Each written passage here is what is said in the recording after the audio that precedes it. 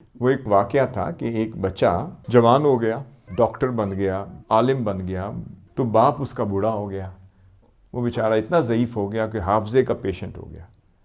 اب وہ باپ کیا کرتا تھا، ایک بات 10 دفعہ دہراتا تھا، کہتا تھا بیٹے وہ میری کتاب کدھر ہے؟ اس نے کہا بابا میرے پاس ہے۔ اچھا، پھر پوچھا بیٹے میری کتاب کدھر ہے؟ بابا میرے پاس ہے۔ پھر کہتا بیٹے میری کتاب کدھر ہے؟ اس نے کہا میرے پاس ہے۔ چوتھی دفعہ تو اس کا پیمانہ لبریز ہو گیا۔ اس نے کہا بابا میں تینوں 10 دفعہ آکھے ہیں کہ میرے کول لے۔ اس نے کہا بیٹے ایک دفعہ تم نے 50 دفعہ مجھ سے یہی سوال کیا تھا، اس وقت تو میرا پیمانہ کبھی لبریز نہ ہوا تھا جب تم چھوٹے تھے، آج 4 دفعہ تمہارا پیمانہ لبریز ہو گیا۔ میں وہ باپ تھا، میں نے بھی تو تمہاری پرورش کی۔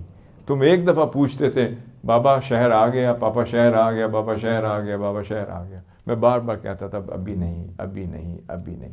ابھی میں نے تمہیں چوتھی دفعہ پوچھا ہے، تمہارا پیمانہ اور صبر کا پیمانہ لبریز ہو گیا۔ یہی فرق ہے باپ اور بیٹے۔ اسی لیے جب آپ کے بزرگ ہوں ان سے تحمل اور برداشت، آپ میرے ینگسٹر سن رہے ہیں نا بھائی، تحمل کے ساتھ پیش آئیں۔ وہ دور تھا جب انہوں نے اپنی برداشت کی، آج آپ کا دور ہے، آپ نے برداشت کرنی ہے۔